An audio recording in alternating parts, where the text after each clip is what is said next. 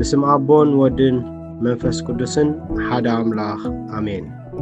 ዕለታዊ ንባብ ጾመ ልደት ሰኑይ 29 ታሕሳስ 2025 ካልእቲ መልእኽቲ ጳውሎስ ናብ ሰብ ተሰሎንቄ ምዕራፍ 1 ካብ ፍቕዲ 6 ክሳብ ፍጻሜ يفكركاين سخات يفلت أمبر يأمنكاين سنكلك بزيحون أمبر كسعكاين منو فريح عدلني قولت إمنتي يرحبك تقبلني በቲ ምግላጽ ጎይታና ኢየሱስ ካብ ሰማይ ምስ መላእኽቲ ስልጣኑ ንኣኻትኩም ጸቢብኩም ዘሎን ምሳና ዕረፍቲ ነቶም ዘጻብብልኩም ዘለውን ጸበባ ክፈዲ ብኣምላኽ ቁኑዕ እሞ ነቶም ንኣምላኽ ዘይፈልጥዎን ንወንጌል ጎይታና ኢየሱስ ዘይእዘዝዎን ባህልሃል ተሓዊ ሕነ ክፈድዮም እዩ እቲ ኣባኻትኩም ዝመስከርናዮ ምስክር ተኣሚኑ እዩ እሞ ኢየሱስ በታ መዓልቲ እቲኣ ኣብ ቅዱሳኑ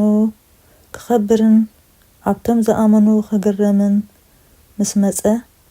ንሳቶም ብመቕጻዕቲ ናይ ዘለኣለም ጥፍኣት ካብ ቅድሚ ጎይታናን ክብሪ ስልጣኑን ርሒቖም ክወጽዑ እዮም። ከም መጠን ጸጋ ኣምላኽናን ጎይታና ኢየሱስ ክርስቶስን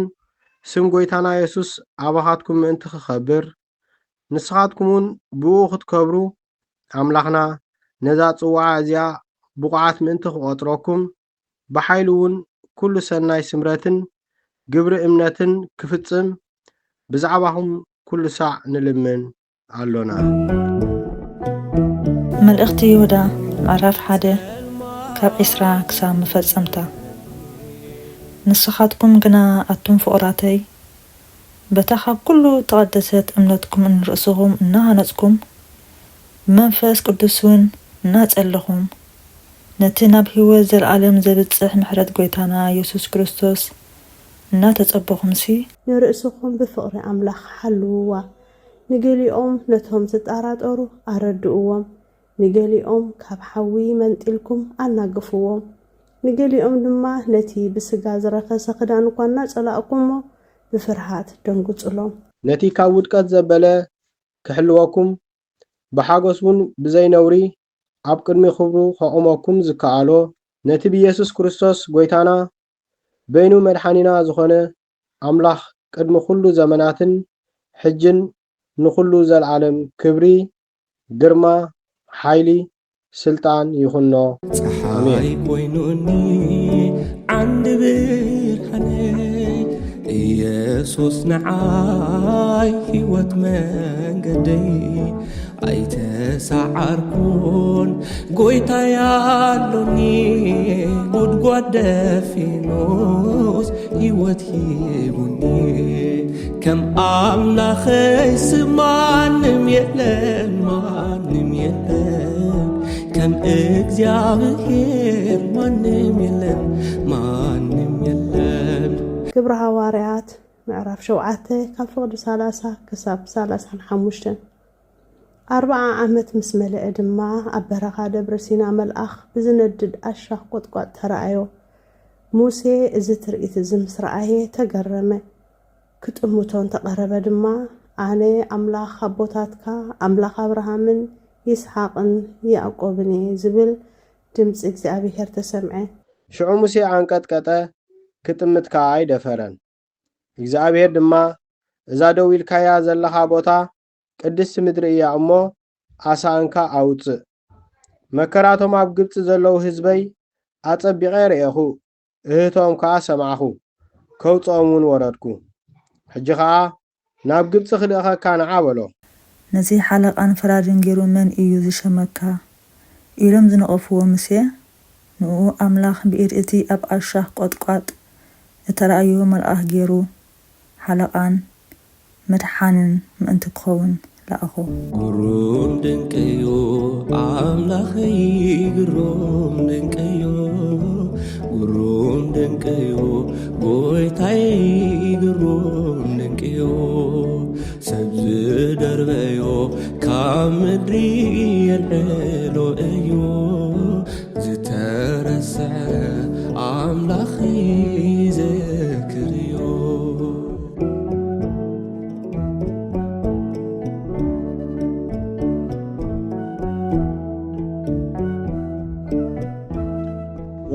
ሉቃስ ምዕራፍ 1 ካብ 11 ስጋብ 21 በቲ ወገን የማን መሰዊዕ ዕጣን ድማ መልአኽ እግዚአብሔር ደው ኢሉ ተራእዮ። ዘካርያስ ከዓ ሪእዎ ሰንበደ ፍርሃቱን ወደቆ። እቲ መልአኽ ድማ በሎ ዘካርያስ ጸሎትካ ተሰሚዕልካ እዩ እሞ ኣይትፍራህ። ሰበይትኻ ኤልሳቤጥ ወዲ ክትወልደልካ እያ፣ ስሙውን ዮሐንስ ክሰምዮ ኢኻ። ንሱ ሓጎስን ተድላን ኾነልካ እዩ። ብልደቱ ከዓ ብዙሓት ክሕጎሱ እዮም። ኣብ ቅድሚ እግዚአብሔር ዓብይ ክኸውን እዩ እሞ ወይንን ዘስክር መስተን ኮቶ ኣይክሰትን እዩ። ገና ኣብ ከርሲ ኣዲኡ ከሎ መንፈስ ቅዱስ ክመልኦ እዩ። ንብዙሓት ካብ ደቂ እስራኤል እውን ናብ እግዚአብሔር ኣምላኾም ክመልሶም እዩ። ንሱ ብቑዕ ህዝቢ ንእግዚአብሔር ከዳሉ፣ ልቢ ኣቦታት ናብ ውሉድ፣ ንዘይእዙዛት ድማ ናብ ጥበብ ጻድቃን ክመልስ፣ ብመንፈስ ኢልያስን ብሓይሉን ቀቅድሚኡ ክኸይድ እዩ። ዘካርያስ ከዓ ነቲ መልአኽ ኣነ ኣሪገ እየ፣ ሰበቴ ከዓ ዕለታ ሓሊፉ እዩ እሞ ነዚ ብምንታይ ክፈልጦ እየ በሎ። እቲ መልአኽ ከዓ መሊሱ በሎ ኣነ ኣብ ቅድሚ ኣምላኽ ዝቐውም ገብርኤል እየ፣ ክዛረበካን እዚ ድማ ከበስረካን እየ ናባኻ ተላእኽኩ። እንሆ ከዓ ነቲ ብግዚኡ ዝፍጸም ዘረባየ ስለዚኣመንካ ክሳዕ እታ እዚ ነገር እዚ ዝኾነላ መዓልቲ ዓባስ ክትከውን ምዝራ እውን ክስእን ኢኻ። እቶም እኩባት ሰብ ከዓ ንዘካርያስ ይጽበይዎ ነበሩ። እቲ ኣብ ቤት መቕደስ ምድንጓዮም ኣስተንከሮም።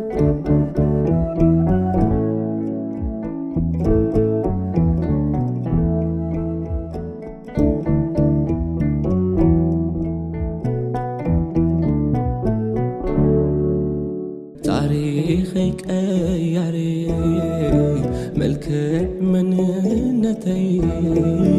ጽዋዕካኒ ጎይታይ ንስኻ ዕረፍተይ ተላዒለ ክውርውር ድምፂ ምስጋና ከናፍረያ ፈልፊለ ተላዒለ ልሳነይ ትምስክር ኣላ ምድሓኑ ሪኤ ዓጊበ ተላዒለ እግረይ ናብ ቅዱስ መቕደስካ እንሆም ጊሄ ይግስግስ ተላዒለ ከም ብርቱዕ ገላቢ ፈረስ ብምስጋና ይመላለስ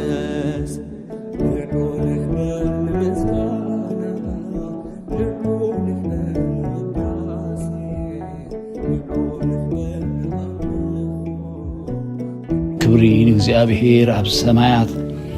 ኣብ ምድሪ እውን ሰላም ኣብ ሰብ እውን ሓጎስ ይኹን ጎይታ ንኹሉ ትመልኽ እግዚአብሔር ኣቦ ተሓደ በይኑ ወዱ ዝኾነካ ኢየሱስ ክርስቶስን መንፈስ ቅዱስን ኣብ ልዕሊ ሰማያት ትገዝእ ነመስግነካ ንባረኸካ ነገልግለካ ንሰግደልካ ንእመነልካ ብግርምነትካ እውን ንዛረበልካ ስለ ትዕቤትካን ልዕልናኻን ነመስግነካ ኣለና ኦ ጎይታናን ኣምላኽናን ገንሸል ኣምላኽ ነቦ ሓደ ወዱ ሓጢአት ዓለም ተረሕቕ ጸሎትና ተቐበል ኦ ኣብ የማን ኣቦኻ ተቐሚጥካ ዘለኻ መሓረና ንስኻ ንበይንኻ ቅዱስን ልዕሊ ኩሉን ኢኻ ኩሉ መዓልቲ እባረኸካ ኣለኹ ነቲ ቅዱስ ስምካ እውን ዘለዓለም ዓለም ውድሶ ኦ ኣምላኸይ ኣብ ምድሪ ሕግታትካ ብርሃነይ ስለ ዝኾነ ካብ ለይቲ ኣትሒዛ መንፈሰይ ናባኻ ተንግህ መድሓኒይ ስለ ዝኾንካ ንመገድኻ እኽተሎ ኣለኹ ኦ ጎይታ ኣንጊህካ ንድምፀይ ትሰምዖ ኣንጊሄ ድማ ኣብ ቅድሚኻ እቐውም ንስኻ እውን ትርእየኒ ክብሪ ንእግዚአብሔር ኣቦን ጎይታ ኢየሱስ ክርስቶስን መንፈስ ቅዱስን ኣሜን ኦ ጎይታ ሓጢአትና ሕደገልና ኦ ጎይታ በደልና ይትጸብጽበልና ኦ ጎይታ ኣበሳና ይቕረበለልና ኦ ጎይታ ንሕሙማት ህዝብኻ ብፀሓዮም እሞ ምእንቲ ትቅዱስ ስምካ ኢልካ ፈውሶም ኦ ጎይታ ነቶም ዝሞቱ ኣቦታትናን ኣዴታትናን ኣሕዋትናን ኣሓትናን ከዓ ነፍሶም ኣዕርፍ ኦ ካብ ሓጢያት ንጹህ ዝኾንካ ጎይታ መሓረና ኦ ካብ ሓጢያት ንጹህ ዝኾንካ ጎይታ ርድኣና ልማኑና ኻ ተቐበለልና ክብርን ምስጋናን بفصم معرق قدسنا نعها يقبا أمين وقويتا محارنا وقويتا محارنا وقويتا بارخنا أمين قدوس قدوس قدوس እግዚአብሔር قويتا سراويت سماين مدرن بخبرخان بلغسخان ملوآتين نخلو تملخ እግዚአብሔር أبو محارنا وقويتا سراويت أملاخ حيلتات مساناخون مخنياتو أبغزي شقرنان چنقتنان بزيكا خا ردأ يبلنان وأملاخ أبانا حدر نبدلنا يقريتان محرتن قبرلنا اتبدليتنان بزي دليتنان زقبرنا يو اتبفلاتن بزي فلاتن سرحنا يو صورن قهدون زخون حاتياتنا من تتي أبلع لنا السمى قدس مكايلكا قويتا يقرب لنا وقويتا كم محرت كاد أنبر كم تكبرنا أيخون وእግዚአብሔር أملاخ حيلتات كنم كل أوان زنبركا نزل ألمون هلو زخونكا صحاي بمعالتي كبره سألمات كأن عرفت لك صباحات زفتركا نقول زل ألم نزليت زياب سلام حديركا نبزا من جمرتا معالتي سلزأت خنانا مسكنا كارلنا نقول زل ألمن برهان قصكا اختن صبرق لنا أملاخاوي برهان فلتتكا ونكتبرح لنا نلمناكا دك برهانن دك معالتن كنكون أبقعنا وقويتانا من تزا معالت زياء بقدسنان نسهنان بسناي معدوغن حلفا نتيز ترفه وتناون بزي عنكفات كنفتصمو حقزنا مسرهرهن مفكر سبن زخونا حد ودغا يسوس كريستوسن وهاب صقا منفس قدسن كبرن مسغانان وداسين أملخون لومن كل ساعة نزل عالمنا يخون أمين برهان تلقكم موزفنو نصحاي قبل الحطانن صادقانن تبرق قويتا نصحاي كل عالم كبره زغبركا لبنان أئمرنان مستوعلنا نابره أبزا معلت زيادس كنبلك عدلنا بقويتنا يسوس كريستوس كاب كل خفوق نقر زبل حلونا كاب كل حتياتن كاب كل تسعر حيلنا لحننا مسرح روحن مفكر سبن زخون حدا ودخا يسوس كريستوسن وهابه هوت منفس قدسن كبرن مسكانان وداسينا ملخون لو من كل ساعة نزل عالمنا أخا يخون أمين قويتا محرنا محرت كاونا بزحلنا أب نفس وكف ساعاتن جزين أب سماين مدرن بخبرة السجدلكا كريستوس أمنا أملاخنا بعد نويح تأجستن بزوح محرتن بسنايات استملأكا رهروهن نتوم أنا إذا قدام يوم حتيات نيتات التمحر نحات بنسحة تمريسو بهوت كنبرنبر موتو زيت دلي ما أنت تيدس بيوم زلو تصفى سماعات كرخبون كلهم نبدحنا تتعدم قويتا أبزا ساعات زيان أب كل ساعاتاتن لمن أنا تقبل هوتنا كان علنا تزازات كاخن قبر مرحنا منفسنا قدس سغانان حساباتنا ننصح تمنيتنا ونسمر حمامنا فوز حتياتنا حدقلنا كاب كل خفوق حزنن سكيات لبن ردعنا بهلونا ممكن عقوب بقدسان ملاختخا حلونا نابو هدت امنت كنمرح منتي نابت زي مرمرن زي وسنن فلتتكا نبصح عدلنا نسخا نزل عالم بروخ أملاخيخا آمين عبتي برتوع معبل كتكونن نتستا چنكي دارقتكا متيخا نقويتا حيلي نايسب أمو أبي أدحنوني يمانيتي إدكا تزيت دقفاني تلاعينا كورور دمت مسكنا كنافر يا فلفيلة تلاعينا لسانيت مسكر الله مدحنوري عاقبة تلاعينا اقرينا بقدس مقدسكا انهم جيها يقسقس تلاعينا كم برتوع قلابي فرس بمسكانا يملالس